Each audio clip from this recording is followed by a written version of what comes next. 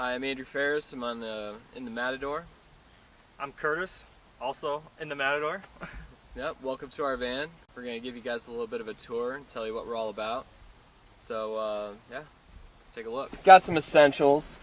Got our phone chargers with mess of cables, clearly. I think we all know how that goes. Usually about 10 minutes before the venue, everyone wants to charge their phones. Everybody's scrambling to get their phone charged and all that. Nice one. Another good thing we got is our Yeti cooler. Our drummer Steve won this. It's actually a $400 cooler. I wasn't even aware that they made coolers that were $400, but you know, we keep our drinks cool. We can open it up here. This cooler is also bear proof, so we are covered in that area. It's got some ramen. Bear resistance. Got some beers in there. We got some bread. Just kind of whatever anybody wants to keep cool. And again, bear certified. Yeah, it said nothing about Yeti certification, so we have yet to test that theory.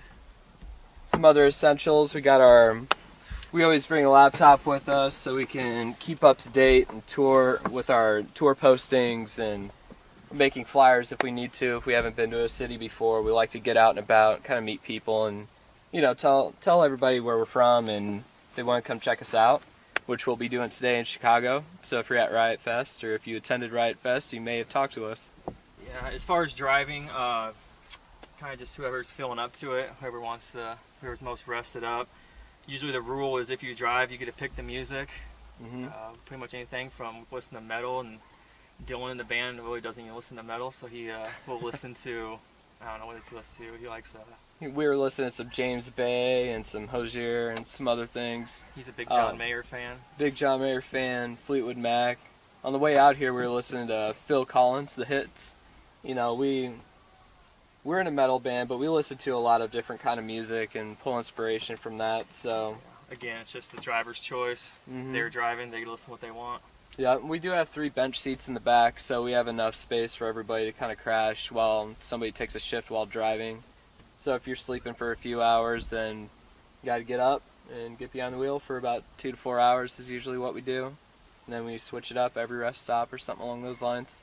So some other things we like to take with us is, you know, we have our skateboards with us just because we do have some downtime before shows. And, you know, if we get to the venue early and nobody's really there to let us in or anything, we like to skate around a little bit, bring a Nerf ball, throw that around. Just kind of keep ourselves busy and active and get the blood flowing again before we have to haul all our heavy stuff into the venue to start playing rock and roll. So we're pretty tight back in here. We don't rock a trailer, so we rock all the gear in the back, which kind of makes it a little tight with our personal stuff in between the benches, but we can lay back, so that's a huge help. Our last van we had, unfortunately, did not have the 3 benches, and it was hell. So this is like a 5-star hotel now, having your own bench you can lay out. It's great. Oh yeah, absolutely. We went from a Ford Taurus to a Ferrari, having that extra bench seat back there. For sure. Usually I feel like Nate takes this one. Nate doesn't drive very much, which I don't know why, but he just doesn't. No, when you sleep 18 hours a day, it doesn't really give you too much time to get in the driver's seat. And then this one's and then these back 2 are just whichever one's available and who's driving. So kind of switch, obviously. Yeah, the back 2 ones are just kind of randomized who sits in there. I really they're all kind of randomized, but yeah. Yeah, everybody kind of goes to their particular spot when we get in the van, though. So it's kind of those unwritten things. Everybody just hops in and claims their territory. Yeah, we don't rock trailers, pack it all in here, so I'll show you the pack job. I'm usually referred to as the Tetris master. I'm usually the one that puts it all in here. We got to make sure nothing settled and falls out on us. But we are clear to the top with our gear. Steve, actually, our drummer, he puts his floor tom in his kick drum to save space every day, so it takes it out and in, but it only takes about 20 minutes or whatever. But yeah, as you can see, I mean, we're way to the top here with all of our gear, but it all fits. 2 412s and my 410, which I wish I could rock my 810, but obviously that's not going to work in this. Yeah, we usually condense a little bit when we do go out on longer runs so that we have more space for all our personal belongings and everybody in the band, so we can kind of save some comfort for everybody.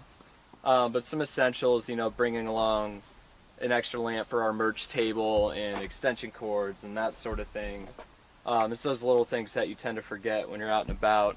and then you finally get to the venue, and it's like the outlets all the way across the room, and you can't see anything on the table. So we use our cell phone light to show people the shirts and everything. All right, well, that's our van. Again, we are the Matador. We're from Omaha, Nebraska. Yeah, you can check us out online on, we have our Facebook page up. It's facebook.com/thematadorne for Nebraska. We're on Instagram as the Matador Band. You can check us out on Twitter at __Matador. So we post pretty regularly, so you can see what kind of hijinks we're up to.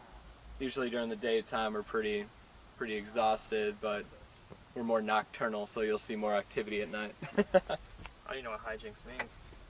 Sure you do.